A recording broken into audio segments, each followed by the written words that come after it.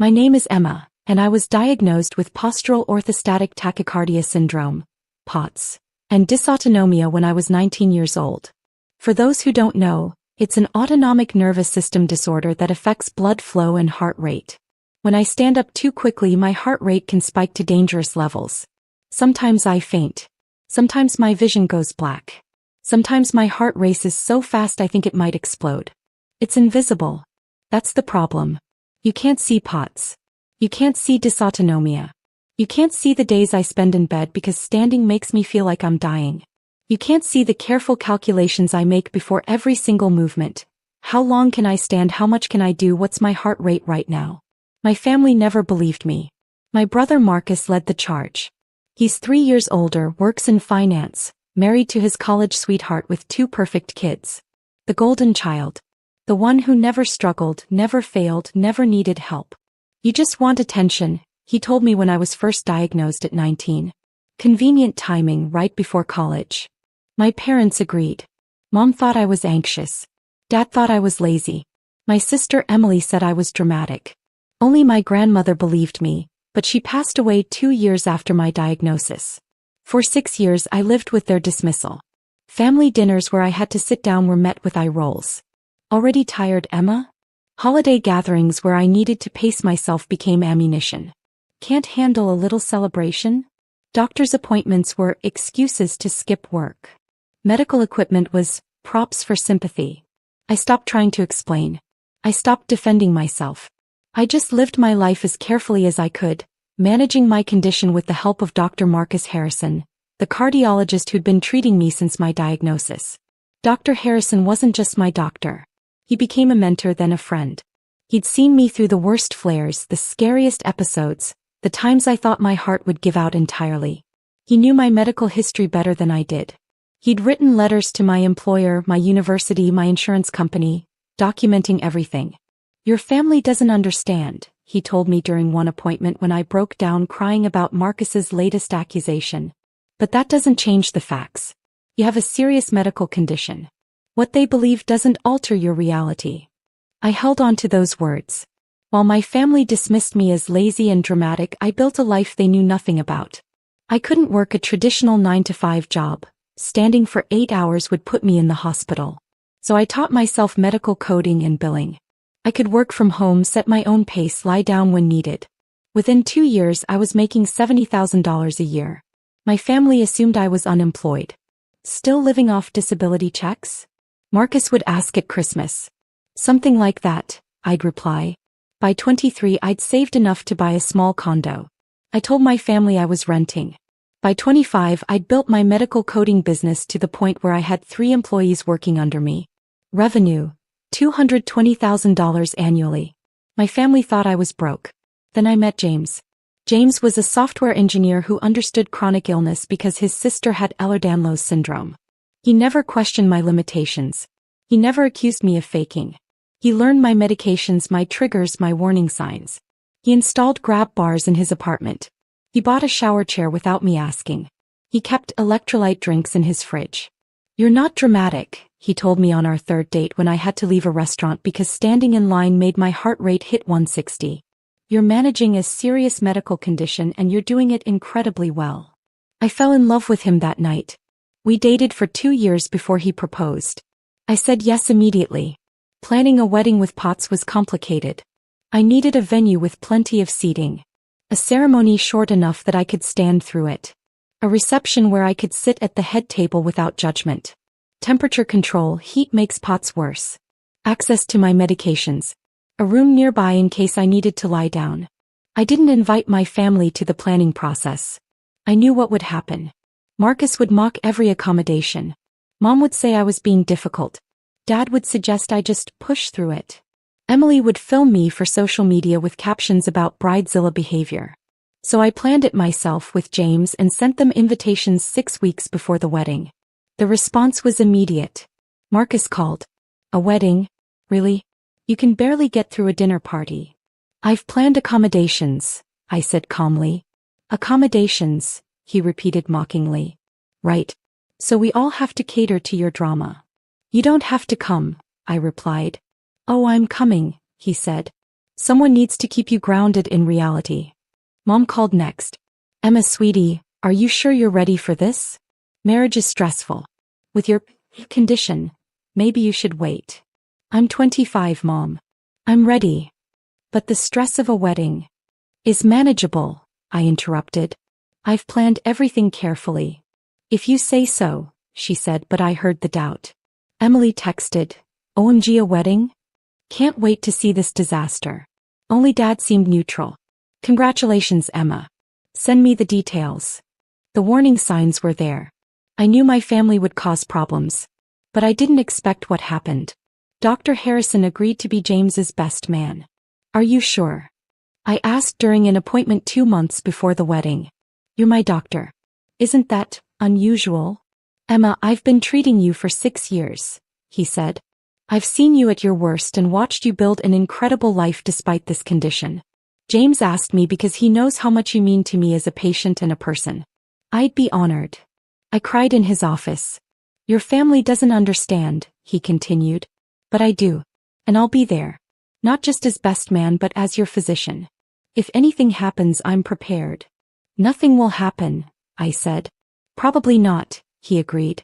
But I'm bringing my medical bag anyway. The week before the wedding, Marcus called again. I'm bringing Aunt Linda and Uncle George, he announced. They want to see this circus. There are assigned seats. We'll figure it out, he interrupted. Oh, and Emily's bringing her new boyfriend. He's a personal trainer. Very into fitness. I'm sure he'll have thoughts about your lifestyle choices. I said nothing. See you Saturday, Emma. Try not to collapse before the ceremony. He hung up. I told Dr. Harrison about the call during our final pre-wedding checkup. Your resting heart rate is elevated, he noted, checking my vitals. Stress. Bye, brother, I admitted. Emma, listen to me. Dr. Harrison put down his stethoscope. I've documented everything. 6 years of medical records. Diagnosis reports. Treatment plans. Test results showing your heart rate dysregulation. Tilt table test results. Echocardiograms. Everything. If your family causes problems, I have evidence. Evidence for what? For whatever becomes necessary, he said carefully. I didn't understand then. The ceremony was beautiful. James cried when I walked down the aisle. I made it through the vows without fainting. A victory. We kept it short, 15 minutes total. I sat immediately after we were pronounced married. The reception was in the same venue just across the hall. Climate controlled, plenty of seating, low lighting to prevent triggers. I'd planned everything perfectly.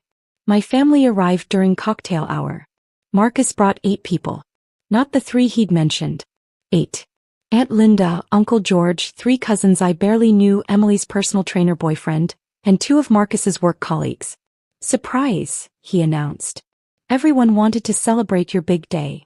There weren't enough seats.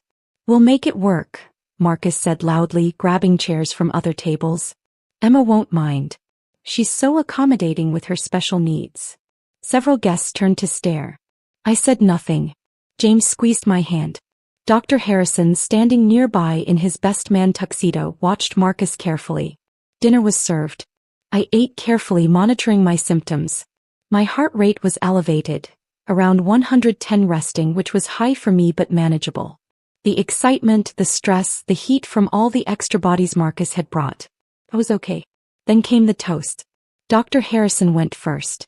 He spoke beautifully about resilience, about watching me build a life despite challenges, about James's devotion and understanding. He never mentioned my diagnosis specifically. I'd asked him not to. But anyone listening understood. Emma is one of the strongest people I know, he concluded. And I'm honored to call her my friend. Everyone applauded. Then Marcus stood. I'd like to say a few words, he announced, even though he wasn't on the toast list. James tensed beside me. Emma's always been special, Marcus began. She needs a lot of accommodation, a lot of understanding, a lot of patience. He smiled at the crowd. Growing up, we never knew what would set her off. A family dinner? Too stressful. A holiday party? Too overwhelming. A simple gathering? Apparently too much for her delicate constitution. People shifted uncomfortably. But James seems willing to handle it, Marcus continued. So congratulations to both of you. May you have a lifetime of accommodations. He raised his glass. A few people awkwardly clinked glasses. Most just stared. I said nothing. Emily's boyfriend, Tyler, stood next. Yeah man, I gotta say, mad respect for taking this on. My ex was super high maintenance too. Needed constant attention, always had some new problem. You're a better man than me, bro. He and Marcus laughed. James started to stand. I grabbed his hand. Don't, I whispered. Dr. Harrison was watching Marcus with an expression I'd never seen before. Clinical. Calculating. The DJ started music. People began dancing. I stayed seated, watching my heart rate on my fitness tracker. 120. Elevated but safe. Marcus approached our table 30 minutes later. He was drunk. I could tell by his flushed face, his loud voice, the way he swayed slightly. Emma, he announced. Come dance with your big brother. I'm good here, Marcus. Thank you. Come on. He grabbed my arm. It's your wedding. You can't just sit there all night. Marcus, I'm managing my condition. Your condition, he repeated mockingly. Right. Your mysterious condition that nobody can ever see. Your convenient excuse for everything. Dr. Harrison stood. Sir, I'm going to ask you to step back. Oh, the best man speaks. Marcus laughed. Let me guess, another one of Emma's enablers? I'm her cardiologist, Dr. Harrison said calmly. And you need to release her arm. Her cardiologist, Marcus said slowly. Then he laughed harder. Of course you are. Of course Emma's doctor is the best man at her wedding. Because her entire life revolves around her fake medical drama. Marcus, you're drunk, I said quietly. Please sit down. I'm not drunk, I'm honest. He yanked on my arm. Get up, Emma. Stop sitting there like an invalid. You're embarrassing everyone. Let go of her, James said, standing. Make me, Marcus shot back. The music had stopped. Everyone was watching. Get up and stop being dramatic, Marcus yelled, pulling me from my chair with both hands. Everything happened at once. My heart rate spiked. 160, 170. My vision went black at the edges. My legs gave out. I collapsed onto the floor, my white wedding dress pooling around me. I heard screaming. James yelling. My mother's voice. Someone calling 911. I couldn't respond. I was trying to breathe, trying to slow my heart rate, trying not to pass out completely at my own wedding. Then I heard Dr. Harrison's voice. Calm. Professional. Deadly. Step back from her. Now. She's fine, Marcus slurred. She's just doing her dramatic thing. I'm Dr. Marcus Harrison, her cardiologist for 6 years, Dr. Harrison said, loud enough for everyone to hear. I've been treating her for postural orthostatic tachycardia syndrome and dysautonomia. What you just did, forcibly pulling a patient with cardiac dysregulation from a seated position, could have caused cardiac arrest. He was already checking my pulse, my pupils. James had my medical bag. She's faking, Marcus started. Her heart rate is currently 182 beats per minute, Dr. Harrison interrupted. Normal resting rate is 60 to 100. She's in tachycardia. Do you understand what that means? Her heart is racing so fast it could fail. The room was silent. Dr. Harrison looked up at the crowd, his hand still on my wrist checking my pulse. I need everyone to know something. I've documented every aspect of Emma's condition for 6 years. Medical records. Test results. Treatment plans. Tilt table tests showing her heart rate jumping from 70 to 165 upon standing. Echocardiograms. Holter monitor results. Everything. He looked directly at Marcus. What you just did constitutes assault on a disabled person. In this state, that's a felony. I witnessed it. I'm documenting it. And police are outside. I called them the moment I saw you grab her arm. I've already filed the report. Marcus's face went white. You're lying, he said. You can't just. I'm a mandatory reporter, Dr. Harrison continued. When I witness abuse of a patient, I'm legally required to report it. That report was filed at 8:47 p.m. It's now 8:53. Officers are waiting in the lobby for my statement. My mother pushed through the crowd. This is ridiculous. Marcus didn't assault anyone. Emma's fine, she's just. Mrs. Peterson, your daughter's heart rate is 179, Dr. Harrison said without looking up from me. She's experiencing a severe POTS flare triggered by forced positional change and extreme stress. If her heart rate doesn't stabilize in the next 3 minutes, I'm calling an ambulance. He pulled out his phone. Not to call an ambulance, to show the screen to the crowd. This is Emma's 6-year medical file summary. Diagnosis: POTS and dysautonomia, confirmed by 3 cardiologists including myself. Treatment: beta blockers, increased salt and fluid intake, compression garments, physical therapy. Prognosis: chronic condition requiring permanent lifestyle modifications. Documented disability under the Americans with Disabilities Act. He looked at Marcus again. You just assaulted a disabled woman at her wedding in front of 100 witnesses, while she was managing a documented cardiac condition. I have video. 6 people filmed it, including your sister Emily. I have medical documentation proving her condition is real. I have my testimony as her treating physician. And I have a legal obligation to report what I witnessed. Marcus's phone started ringing. That's probably your attorney, Dr. Harrison said calmly. The police contacted them 20 minutes ago when I filed the preliminary report. I'd answer it. My mother was crying. My father stood frozen. Emily had her phone out but wasn't filming anymore. She was staring at the screen in horror, probably realizing her video was evidence. Tyler, the personal trainer boyfriend, had disappeared entirely. Aunt Linda approached slowly. Emma, you really have a heart condition? For 6 years, Dr. Harrison answered for me, still monitoring my pulse. Heart rate's coming down. 162. Better. Emma, can you hear me? Yes, I whispered. Good. Stay seated.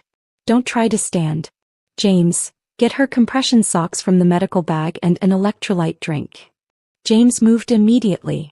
Dr. Harrison looked at the crowd. I need everyone to understand something. POTS is real.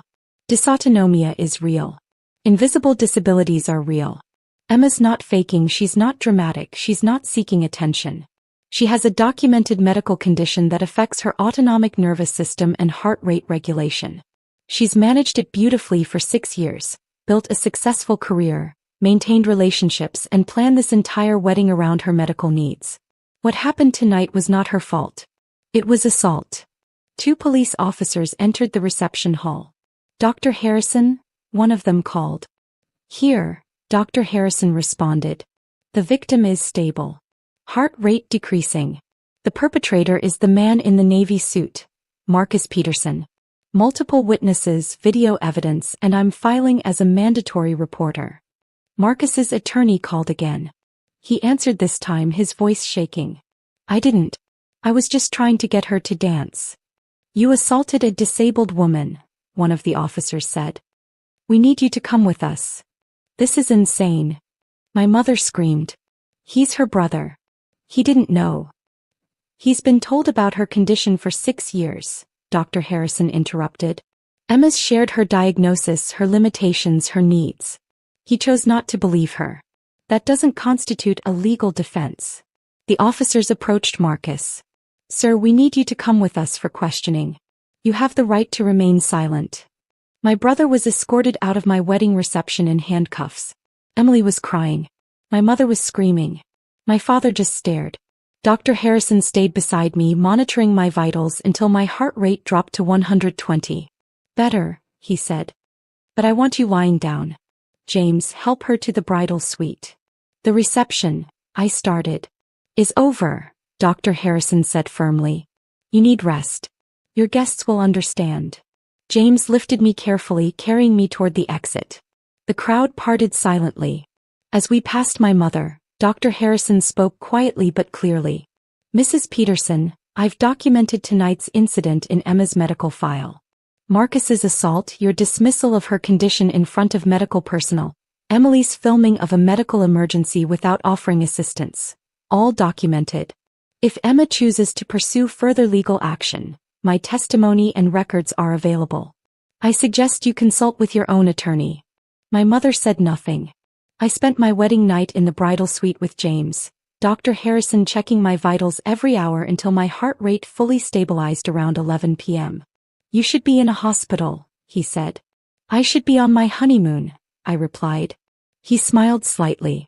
Fair enough. But you're staying here tonight and I'm checking you again in the morning. Marcus was released from police custody at 2 a.m. on bond. The charges: assault on a disabled person, a felony in our state carrying up to 5 years in prison. His attorney called me the next morning. Not to apologize, to negotiate. My client didn't understand the severity of your condition. Your client has been told about my condition for 6 years, I interrupted. I have emails, texts, and medical records I shared with my family documenting everything. He was intoxicated and didn't intend. Dr. Harrison's report states he grabbed me twice. The first time, Dr. Harrison warned him to step back and identified himself as my cardiologist. Your client proceeded anyway. That demonstrates intent. Silence. What do you want? The attorney finally asked. I want your client to plead guilty, accept responsibility, and complete court-ordered education about disability rights and invisible illnesses. I want a restraining order. And I want a public apology acknowledging that he assaulted me because he refused to believe my documented medical condition. That's extensive. So was being assaulted at my own wedding, I replied. Those are my terms.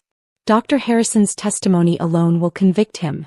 He's a respected cardiologist with 6 years of documentation. The video evidence from multiple guests supports the assault charge. Your client has no defense. This is the generous option. The attorney said he'd call back. My mother called an hour later. Emma, please. He's your brother. You're going to send him to prison over a misunderstanding. He assaulted me, Mom. He was drunk. He didn't mean it. He's been calling me a faker for 6 years. He meant it. You're tearing this family apart. No, Mom. You all tore this family apart when you decided my documented medical condition was fake. I've spent 6 years being dismissed, mocked, and accused of lying. At my wedding, Marcus physically assaulted me in front of 100 people. Dr. Harrison filed charges because it's legally required. This isn't my choice. It's the consequence of Marcus's actions. She hung up. Emily texted, I'm so sorry. I didn't know it was that serious. I deleted all the videos. I didn't respond. Marcus took the plea deal. Guilty plea to misdemeanor assault with enhanced penalties due to the victim's disability status. 2 years probation. 200 hours community service at a disability advocacy organization. Mandatory completion of a disability awareness education program. 3-year restraining order. And a public apology.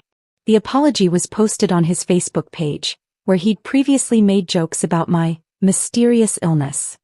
I assaulted my sister Emma at her wedding because I refused to believe her documented medical condition was real. For 6 years she tried to explain her POTS and dysautonomia diagnosis. I dismissed her, mocked her, and called her a faker. I was wrong. Emma has a serious cardiac condition documented by medical professionals. My assault could have caused cardiac arrest. I'm deeply sorry for the harm I caused, and I'm committed to learning about invisible disabilities so I never harm anyone else through my ignorance. It had 3,000 shares in 24 hours. My parents didn't apologize. They simply stopped contacting me. Emily sent a longer message a week later. I've been doing research on POTS. I had no idea. I'm so sorry for every joke, every eye roll, every time I filmed you struggling instead of helping. I understand if you don't want a relationship with me. But I'm here if you ever do. I appreciated it. But I wasn't ready. 6 months after the wedding, James and I went on our postponed honeymoon. A cruise specifically designed for travelers with disabilities. Plenty of seating, accessible cabins, medical staff on board. It was perfect.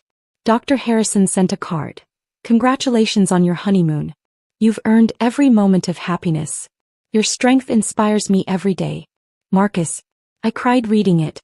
My medical coding business continued to grow. By the time I was 27, I had 8 employees and revenue of $400,000 annually. I bought a house with a bedroom on the first floor, grab bars in every bathroom, and a home office where I could work lying down when needed. I stopped hiding my success from people who didn't believe in me. I started sharing my story publicly. Blog posts about managing POTS, videos about invisible disabilities, advocacy work for the disability community. My family saw it. I didn't care. Marcus completed his community service and education program. He sent a letter afterward, longer than the public apology, more personal. He detailed everything he'd learned, every assumption he'd challenged, every person he'd met at the disability center who'd changed his perspective. I spent 6 years being cruel to you because I didn't understand. That's not an excuse. Understanding should never be a prerequisite for basic human decency. You told me you had a medical condition. I should have believed you. I'm sorry it took a criminal charge and court-ordered education for me to finally listen. I don't expect forgiveness. I just want you to know that I'm different now. I'm better. And I'll spend the rest of my life making sure nobody else suffers the way I made you suffer. I didn't respond immediately. I needed time. But eventually, 2 years after the wedding, I agreed to meet him for coffee. He looked different. Quieter. Humbler. I volunteer at the disability center now, he said. Even after my hours were done. I lead a support group for families of people with invisible disabilities, teaching them what I had to learn the hard way. That's good, I said. Marcus, I need you to understand something. I looked at him directly. I'll never forget what you did. The years of mockery. The assault at my wedding. The way you made me feel like I was crazy for having a documented medical condition. That doesn't disappear because you completed a program. I know, he said quietly. But I appreciate the work you're doing. I appreciate that you're trying to change. That matters. We talked for an hour. It wasn't reconciliation. It wasn't forgiveness. But it was a start. My mother never apologized. My father never acknowledged what happened. Emily and I rebuilt a careful, distant relationship where she asked about my health and actually listened to the answers. But the biggest change was internal.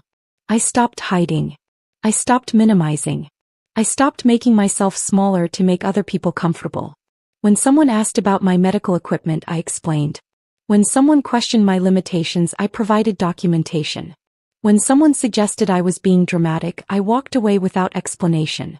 I married a man who understood that love means believing your partner, even about invisible struggles. I built a business that accommodated my reality instead of fighting it.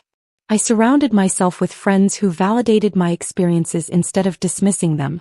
And when I saw Dr. Harrison at my annual cardiology appointment, I thanked him again. You filed charges when I couldn't, I said. You stood up for me when my own family wouldn't. You believed me when everyone else said I was faking. Emma, I'm your doctor, he replied. Believing you is part of my job. It's more than that, I said. You saw me as a person worth protecting. That meant everything. He smiled. You've always been worth protecting. I'm just glad you finally believe it too. I did. Because the truth is this. Invisible disabilities are real. Medical conditions don't require other people's belief to exist. And the people who truly love you will believe you, support you, and stand beside you. Even when it's inconvenient, even when it's complicated, even when it means filing criminal charges against your own family. My brother learned that lesson through legal consequences. I learned it through building a life where my reality was respected, my limitations were accommodated, and my truth was never again questioned. That wedding day, the day my brother assaulted me and my cardiologist filed charges, was the worst day of my life. But it was also the day I stopped letting anyone make me feel ashamed for existing in a body that works differently. And that freedom, that was worth everything.